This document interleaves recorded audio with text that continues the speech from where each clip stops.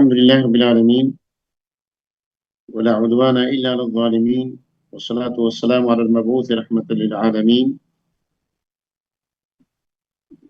وعلى آله وأصحابه أجمعين ومن تبعهم بإحسان إلى يوم الدين أما بعد.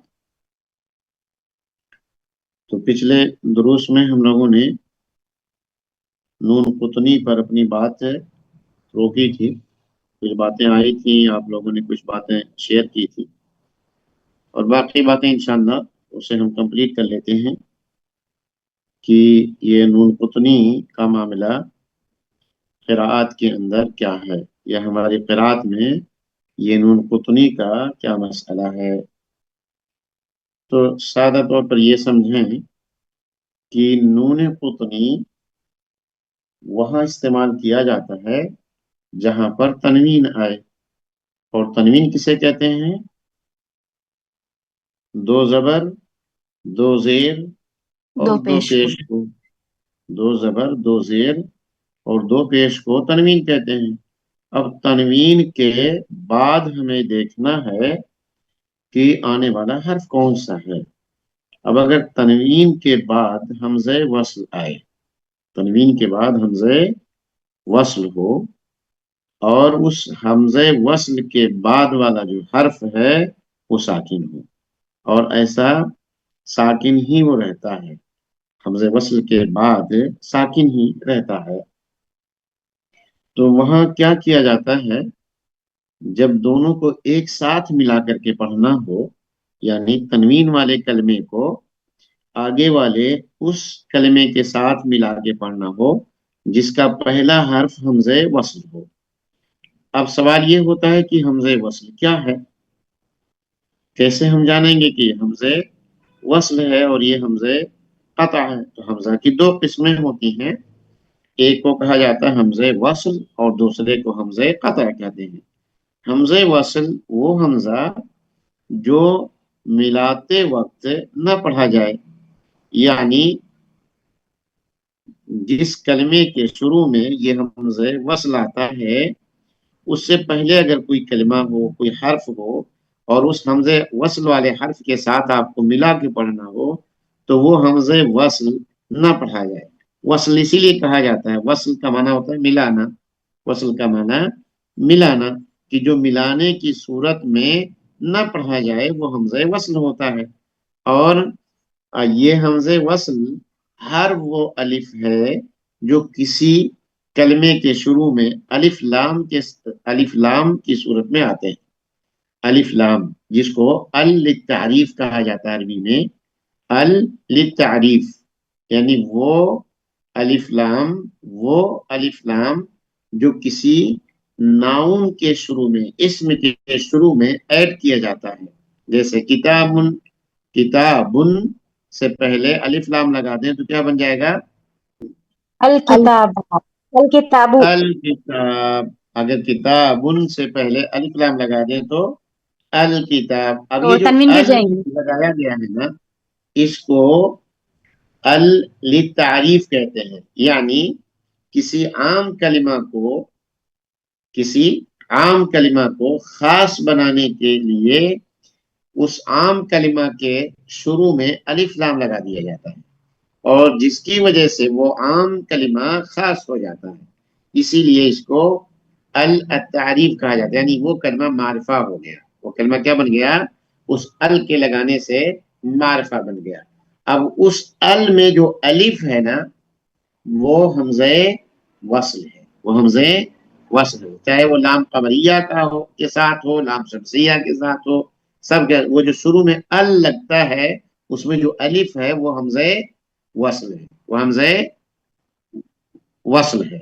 اسی طرح سے افعال کے اندر ہے، جو وربس ہوتے ہیں اس کے اندر بھی شروع میں الف استعمال ہوتا ہے.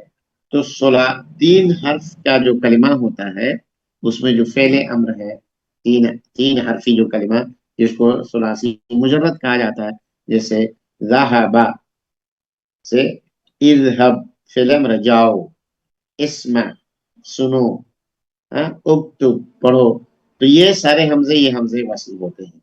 اب اگر اس سے پہلے کوئی بھی کلمہ آپ واو صرف لگا دیجیے تو دیکھیں کیا پڑھا جائے گا، وہ وقت اکتب پھر نہیں کہہ سکتے، یا اکتب نہیں کہہ سکتے، وقتب ہو جائے گا، تو وہ الف غائب ہو گیا. تو اس سے پتہ یہ چلا کہ یہ حمزہ وصل ہے جو ملاتے وقت پڑھا نہیں جاتا. ہاں نہیں ملائیں گے تو پڑھیں گے، جیسے الحمد، الحمد میں حمدن یہ کلمہ ہے، الف لام ہم نے لگایا، ہو گیا تو الحمد. اور دوسری یہ ہے کہ عربی کی بات بھی آپ کے سامنے آ جائے یہاں کہ جہاں وہ آئے گا اس کے آخری حرف پہ دو زبر دو زیر دو پیش نہیں آ سکتا، یعنی تنوین نہیں آ سکتا. یہ دونوں دشمن ہیں آپس میں، اپوزٹ، کیونکہ وہ پہچان ہے نکرہ کی، دو زبر دو زیر دو پیش نکرہ کی عام کی پہچان ہے، اور یہ خاص کی پہچان ہے. تو دونوں اکٹھا نہیں ہوں گے ایک ہی کلمے کے اندر کہ وہ عام بھی ہو خاص بھی ہو، ایسا نہیں ہو سکتا ہے. تو اس لیے وہاں پر جہاں آئے گا آخری حرف پہ دیکھیں گے کہ یا تو ایک زبر ہوگا یا ایک زیر یا ایک پیش ہوگا، دو نہیں ہو سکتے کیونکہ دونوں الٹا ہیں، یہ برعکس ہیں، یہ اپوزٹ ہے. تو اس طرح سے الحمد میں جو الف ہے اس کے اوپر آپ اگر اردو کا نسخہ دیکھیں گے تو زبر رکھا ہوا ہوگا، اور حقیقت میں اس پہ زبر نہیں ہوتا، حقیقت میں اس کے اوپر زبر نہیں ہوتا. کیا دلیل ہے؟ اگر آپ بسم اللہ کو کنٹینیو کر کے پڑھ لیں تو دیکھیں کیسے پڑھیں گے، کیسے پڑھیں گے اس کو. جی بسم اللہ کے ساتھ میں بسمل میم میں ایک منٹ نام کو میم میں ملائیں گے. ایک منٹ میں کسی سے نام لے کے پوچھتا ہوں. آسرا عمر ہیں؟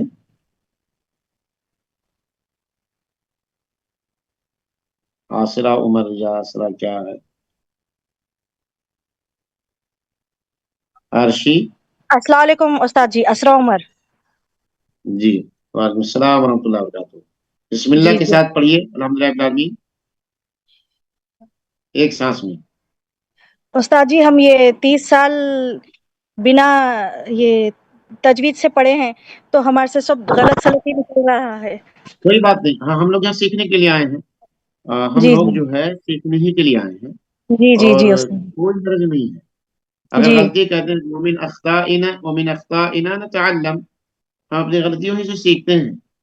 جی اگر استاد. آپ جو ہے پہلے سے قاریہ ہیں، پہلے سے آپ مجودہ ہیں ایک 30 ایئر سے تو تو کیا کم سے سمجھ، کم ہم وہ نہیں پڑھے ہیں، تو کوئی فرق نہیں. میں یہ یہ جاننا چاہتا مشکل ہوں ہے کہ ہمارے کو.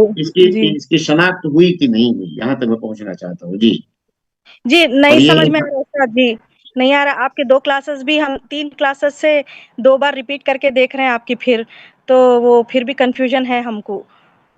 نہیں میں کہہ رہا ہوں کہ آپ بسم اللہ الرحمن الرحیم ایک ساتھ پڑھیں اور الحمدللہ رب العالمین دونوں کو ایک سانس میں پڑھیں.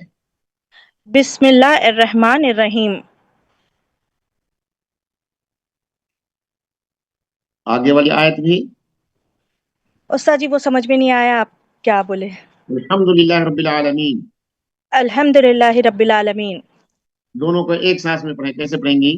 بسم اللہ الرحمن الرحیم، الحمد للہ رب العالمین. آپ سانس توڑ دے رہی ہیں، سانس توڑ کے نہیں، ایک سانس میں پڑھیں. بسم اللہ الرحمن الرحیم، الحمد للہ رب العالمین. عرشی؟ فردوس؟ استاد جی دیکھیں بسم اللہ الرحمن الرحیم میں مطلب وہ سمجھ میں نہیں آ رہا، وہاں پہ ہاں میں اس کو ملائیں گے کیسا؟ ہاں میں بسم اللہ الرحمن الرحیم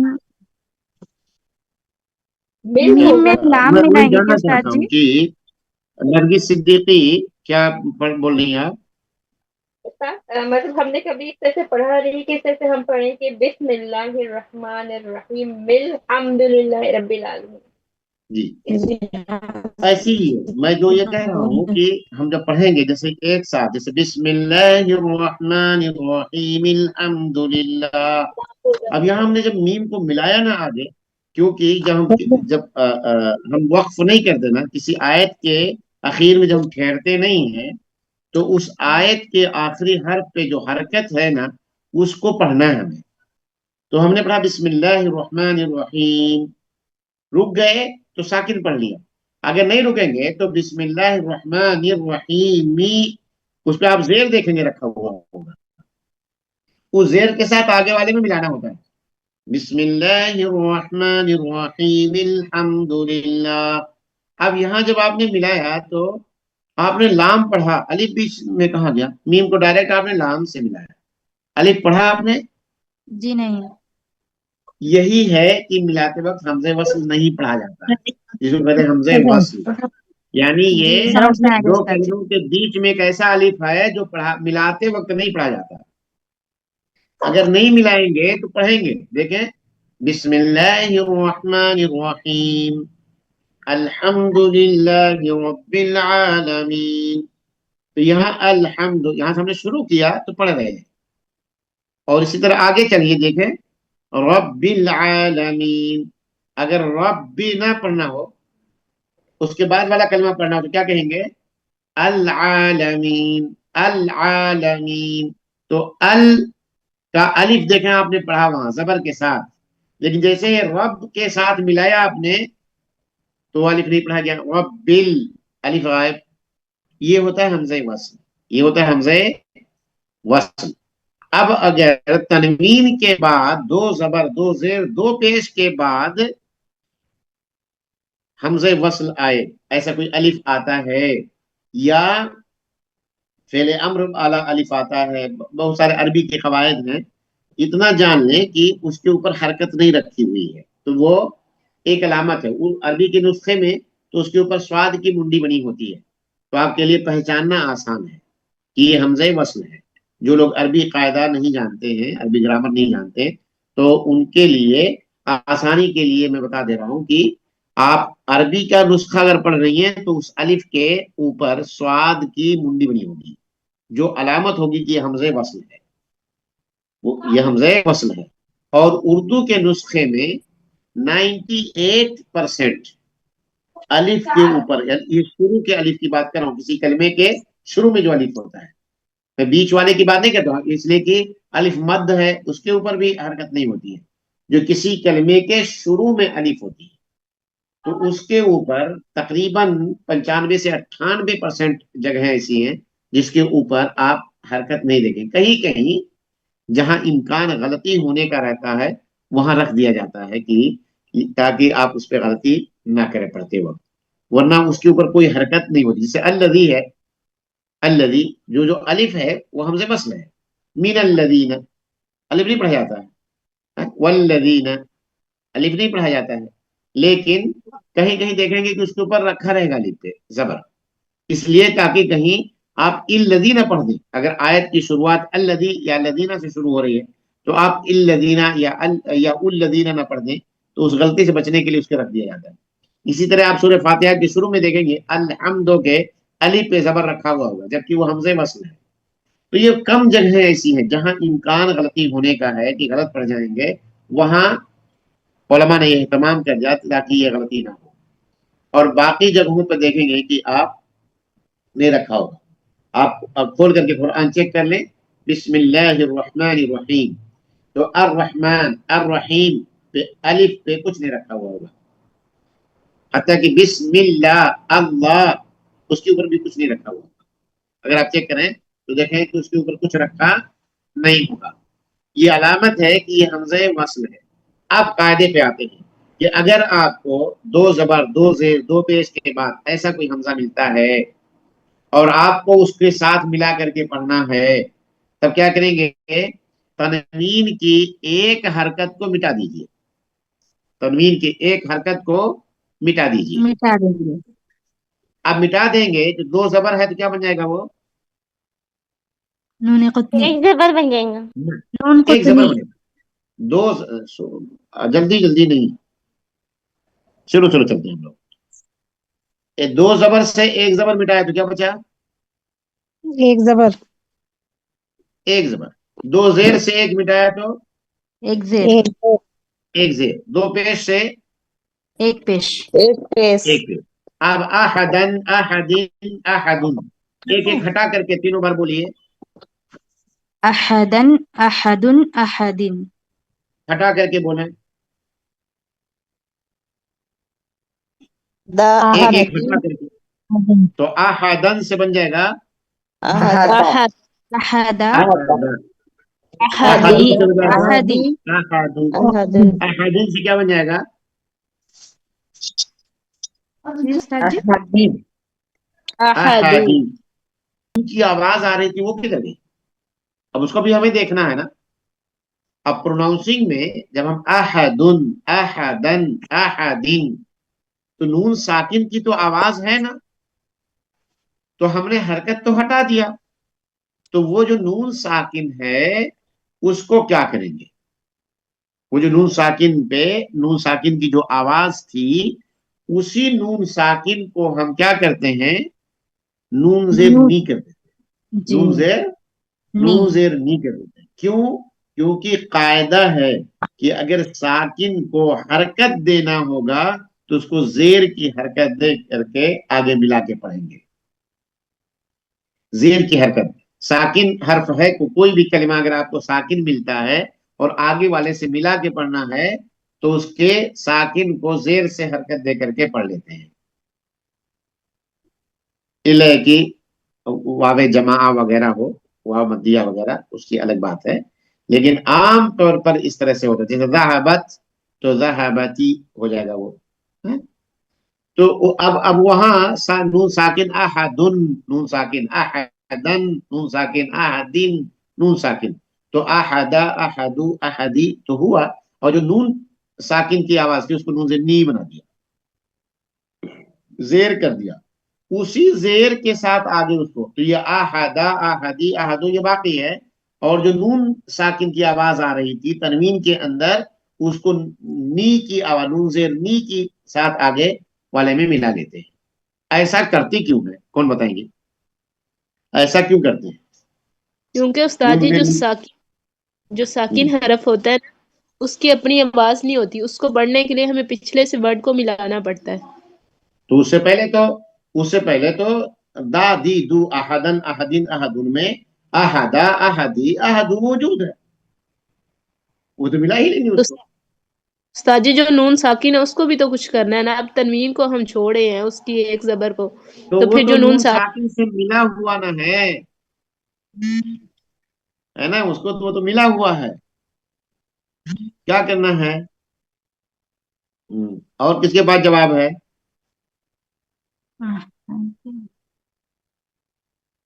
جی عربی داں حضرات کہاں ہیں؟ اب یہاں دیکھیں قاعدہ استاد جی کیا ہے.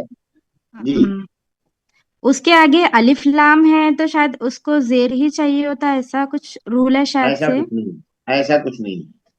اس کا یہاں اب ہوا کیا مسئلہ، بہن نے اشارہ کیا لیکن اسی حد تک ٹھیک ہے. استاد اس کو ہم ایک بار صحیح آپ کی سوال طرف. بتائیے. جی ایک بار آپ پھر سے سوال بتائیں گے، کیا سوال تھا؟ ہم نے نون زیر نی کیوں کیا اس کو؟ کیونکہ وہاں پہ نون قطنی آ گئے اس لیے، اور اس کے بعد حمزۃ وصل. نون قطنی، وہ تو یہ تو نون قطنی اگر کوئی پوچھے تو پھر نون قطنی کیوں لائے؟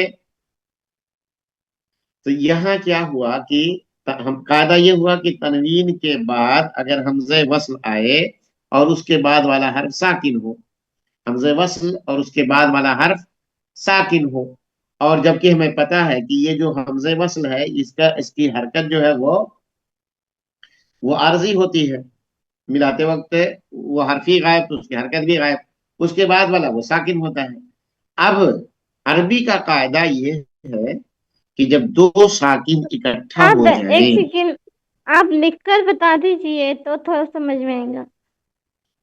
اب دھیان سے سنیے، عربی کا قاعدہ یہ ہے کہ جب دو ساکن اکٹھا ہوں تو ایک ساکن کو، جو پہلے والا ساکن ہے اس کو حرکت دے دیتے ہیں. کیوں؟ کیونکہ دو ساکن ایک ساتھ پڑھنا دشوار ہے، مشکل ہے، تو پہلے والے کو ہم متحرک کر دیتے ہیں، اس کو حرکت کر دیتے ہیں. اجتماع الساکنین، دو ساکن کا اکٹھا ہونا، یہ ثقیل ہے زبان پہ پڑھنا، تو اس کو اب آپ کہیں گے کہ ساکن کہاں سے ہے، کہاں سے آیا؟ تو جب احدن ہم نے کہا تو نون ساکن تھا، آواز نون ساکن کی تھی، احدن نون ساکن کی آواز تھی، احدن نون ساکن کی آواز تھی۔ اب اس نون ساکن کی آواز کو ہم نے اس کو حرکت والا تو حرف کو بنا دیا، احدا احدی احدو، لیکن وہ جو نون ساکن کی آواز تھی، اب وہ نون ساکن آگے بھی ساکن ہے، کیونکہ آگے جس کے ساتھ آپ کو ملانا ہے وہ بھی ساکن ہے۔ تو دو ساکن آپس میں کیسے؟ بہن نے کہا کہ کیونکہ ساکن والے کی آواز نہیں ہوتی، تو اب یہ پہلے سے جو ساکن ہے، یہ جو وائس لیس ہے، جس کی اپنی آواز نہیں ہے، اس کو آگے والے میں ہم کیسے ملائیں؟ ایک بہن نے بتایا نا، کسی نے بتایا تھا؟ تو اس ساکن والے حرف کو ایک آواز مل جائے تو اس کو ہم نے زیر کر دیا، اور یہ اس قاعدے کے حساب سے کہ جب ساکن کو حرکت دینی ہوتی ہے تو اس کو زیر کی حرکت دی جاتی ہے۔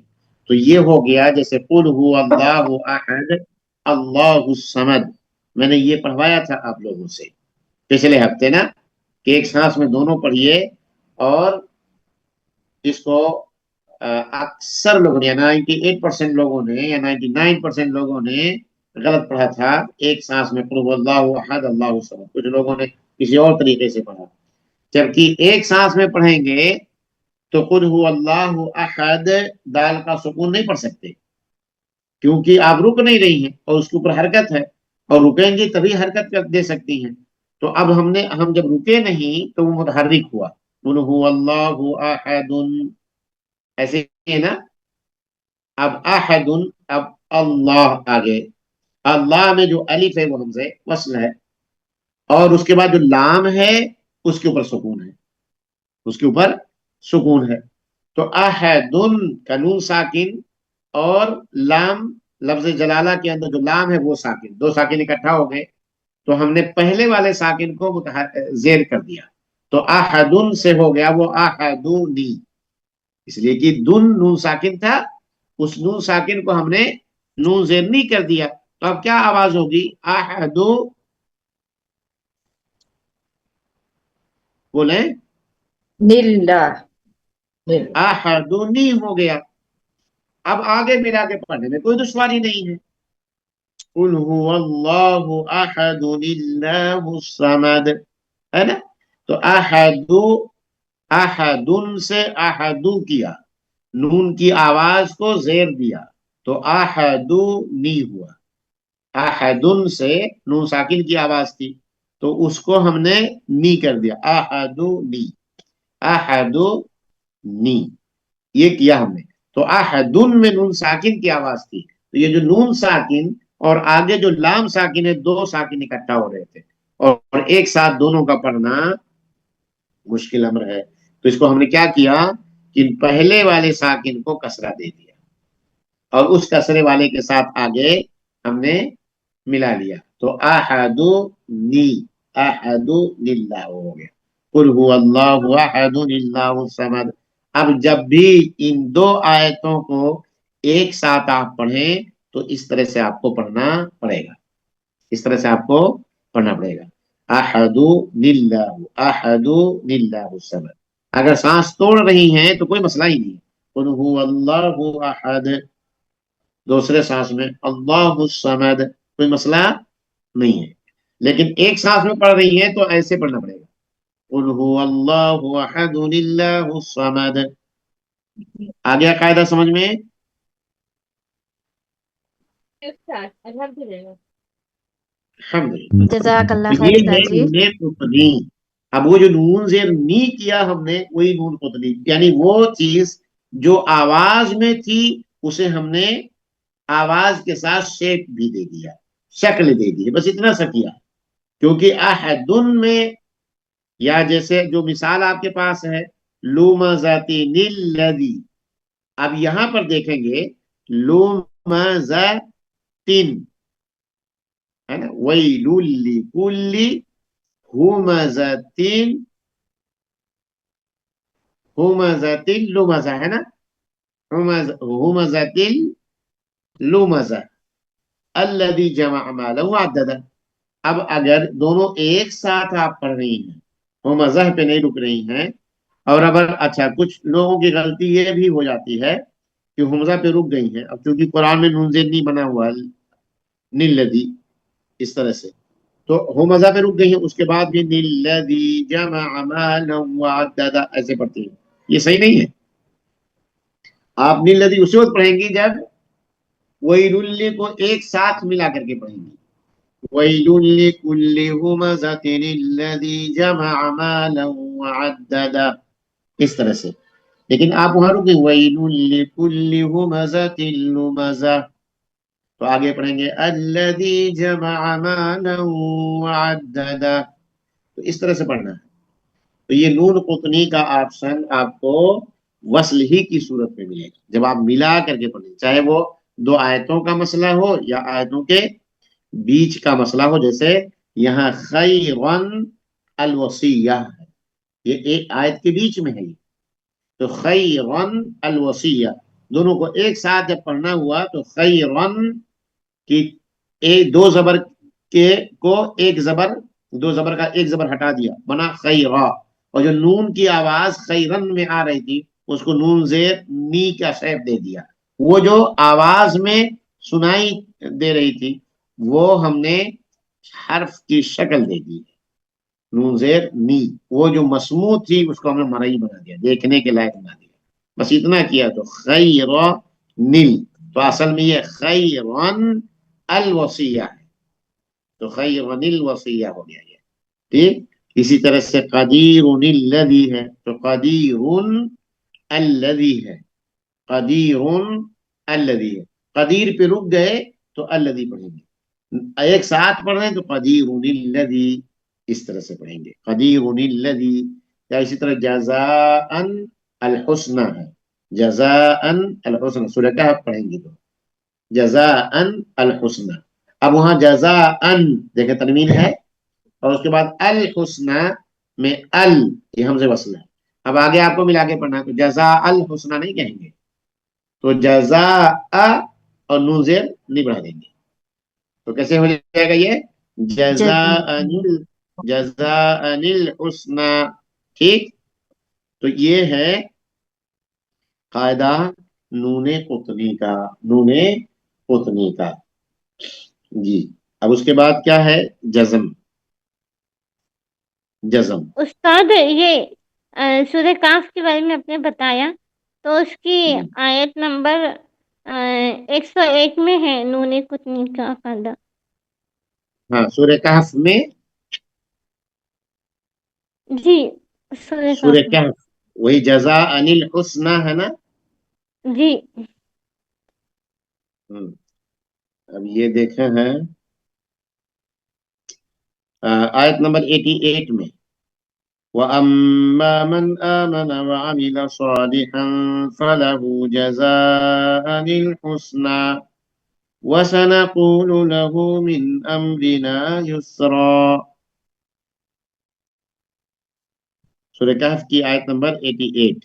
اب یہاں پر دیکھیں جزاءً حمزہ جزاءً اور اس کے بعد ہے الحسنى الحسنى. تو اب یہاں پر جب ہم پڑھیں گے عربی کے نسخے میں یہاں پر آپ کو نون زیر نہیں ملے گا. تو آپ نے اگر قاعدہ پڑھا کہ تنوین کے بعد ال آ رہا ہے تو وہاں نون قطنی بن جائے گا. یہ اس کو اسکرین استاد کا سمجھ مسئلہ میں تو ہے. آ گیا ہے، الحمدللہ سمجھ میں تو آ گیا ہے کس طرح سے پڑھنا ہے اور کیا کرنا ہے. جی تو بہتر ہے. تو پھر ہم آگے اب چلتے ہیں، آگے کا جو درس ہمارا ہے وہ حرکات ہو گئے ہمارے، نون قطنی وغیرہ کا ہو گیا. اب دو درس رہ جاتے ہیں، وہ ہیں سکون کا اور شد کا، سکون کا اور تشدید کا، اور اس کے بعد پھر نون ساکن کے قاعدے سے جو جڑا قاعدہ بنے گا، پھر جو سکون سے جڑے ہوئے قاعدے ہیں وہ ہمارے گرامر تجویدی کلاس شروع ہو جائے گا. تو یہ حرکتوں کی پہچان، حرکتوں میں یہ جو چیزیں آپ نے پڑھی ہیں وہ، اب اس کے بعد پھر باقی جو ہے قواعد آپ کے सामने इंशाल्लाह आते रहेंगे। नून साकिन का है, मीम साकिन का है, लाम साकिन का कायदा है, नून मुशद्दद मीम मुशद्दद है, इसी तरह से रा साकिन के अहकाम हैं, मदूद हैं। तो धीरे धीरे जो है आपके मुस्तवियात बढ़ते जाएंगे और इंशाअल्लाह नज़ीर बहुत सारे कवायद आपके सामने आते रहेंगे।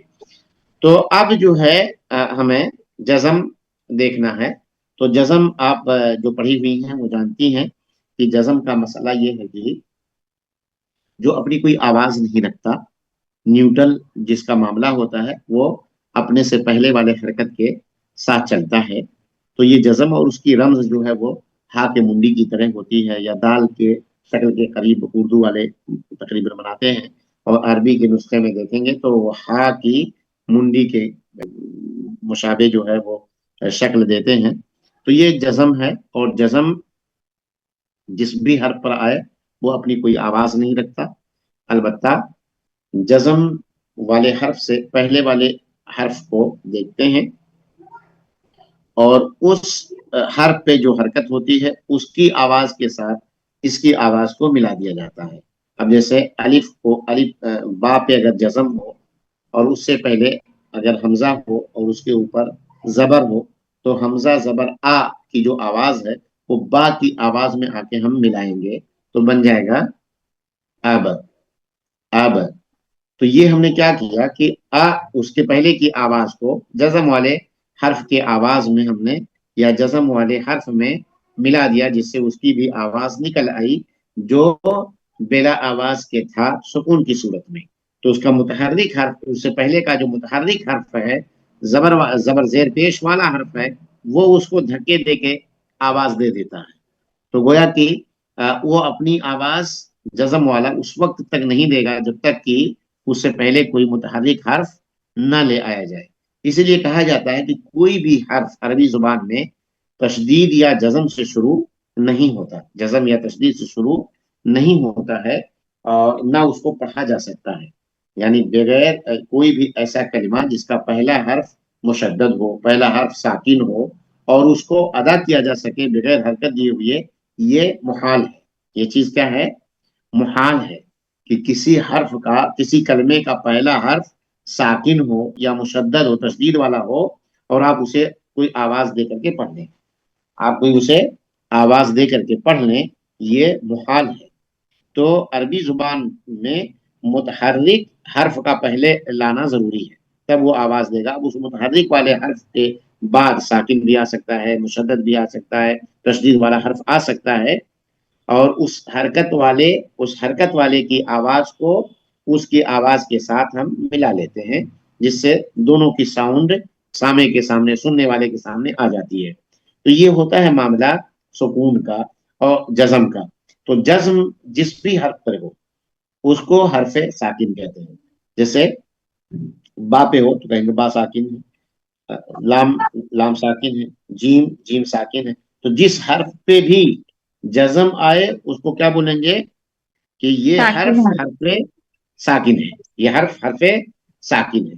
तो हमने जो सीखा वो ये कि अरबी का कोई भी हर्फ सुकून से शुरू नहीं हो, कोई भी कलमा सुकून से शुरू नहीं होता है। अगर है जैसे हमजे वसल वगैरह, तो उसको हम हरकत दे करके ही पढ़ेंगे, क्योंकि उसको बिला हरकत के पढ़ ही नहीं सकते। और तशदीद के साथ कोई भी कलिमा शुरू ही नहीं होता। अब आप सवाल करेंगे, उर्दू के नुस्खे में देखेंगे कि बहुत सारे ऐसे कलिमात हैं कि जिसका पहला हर्फ मुशद्दद है, तो ये कैसे हुआ है? तो वो इंशाअल्लाह अज़ीज़ हम लोग आगे के दर्स में पढ़ेंगे कि इस पे तशदीद क्यों आ गई, पहले वाला हर्फ है या पहले एक सवाल पूछना है, जी एक सवाल करना था। ये सुकून और जज़म एक ही है, अलग अलग है? एक ही है, जज़म और सुकून एक ही है, जज़म और सुकून एक कुरान ही है।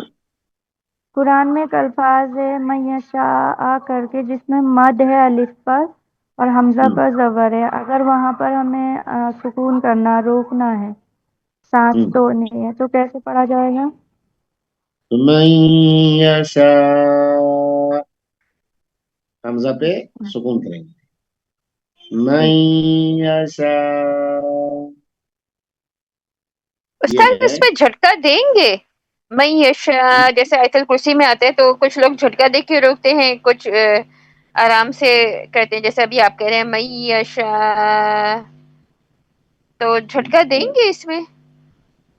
اس کا دیکھیں میں جو یشا، اگر حمزہ ہم نہیں پڑھ رہے ہیں تو اس کی آواز دیکھیں کیسے ہوگی. اگر حمزہ چھوڑ رہے ہیں من یشاء، من یشاء، یہ الف ہوگی من یشاء، جی اور الف من ہو گیا، میں نے اسی لیے پوچھا. یشاء، یہ شاء کے بعد دیکھیں گے کہ حمزہ کی بو آئے گی کیونکہ وقت کر رہے ہیں، اور اس پہ ہم صحیح، قلقلہ نہیں کر سکتے کہ من یشاء، ایسا نہیں کہہ سکتے.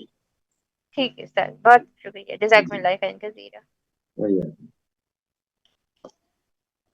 تو وقت ہم لوگوں کا یہی ختم ہوا، تو اگلے درس میں انشاءاللہ العزیز سکون، تشدید اور نون ساکن کا قاعدہ ہم لوگ شروع کر دیں گے انشاءاللہ العزیز.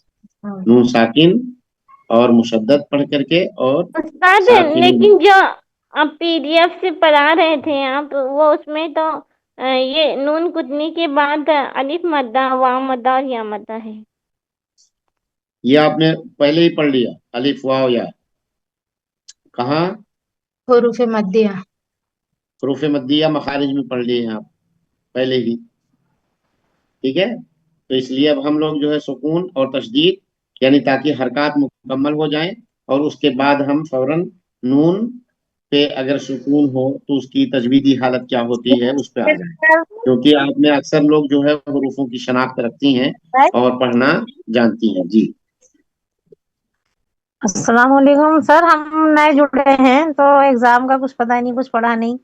سلیبس فائنل ایگزام میں کیا آئے گا کیا نہیں آئے گا. تو جو بہنیں پڑھی ہیں ان سے نوٹس یا جو بنائی ہیں ان سے لیں. ہم لوگوں نے مخارج حروف پڑھا، حروف کی شناخت پڑھی ہے، اور اس کے بعد اب دیکھیں یہ سب نون قطنی وغیرہ کے قواعد، اس کے بعد نون ساکن اور میم ساکن وغیرہ کے قواعد آئیں گے، تو وہ انہی چیزوں میں سے امتحانات وغیرہ آئیں گے. یہ تو ہر کلاس ہر کب سے؟ سکا مخرج وغیرہ سیکھیں، یاد کریں، رٹیں اس کو. شیخ لیکچر کی ریکارڈنگ بھی بھیجی گئی ہے گروپ میں. اچھا بھیجی گئی ہے لیکچرز کی، تو اس کو سنیں بہن، دیکھیں آپ. اور یہ جو پی ڈی ایف ہے اس سے آپ جو ہے یاد کریں مخارج حروف وغیرہ، دانتوں کے نام، بہت ساری چیزیں جو ہے گزری گئیں، کئی ہفتے ہیں، اور ہر ہفتے میں کچھ نہ کچھ ہم لوگوں نے سیکھا ہے، تو وہ سر چیزیں آپ دیکھیں. جی شروع کب ہوئی کلاس ہے؟ کلاسز کب شروع ہوئی ہیں؟ ستمبر کے مہینے میں. سر ہمارا استاد جی کوشچنس ایم سی کیو ٹائپ میں ہوں گے نا جی جی جی ایگزام میں؟ ایگزام میں وہی صحیح غلط اور آپشن رہے گا چننے کا، دو تین میں دو جواب، دو تین میں سے کون سا صحیح ہے اس کو سلیکٹ کر لیں، بس ایسے ہی ہوتے ہیں. اچھا، جزاک اللہ خیر. وہی آدمی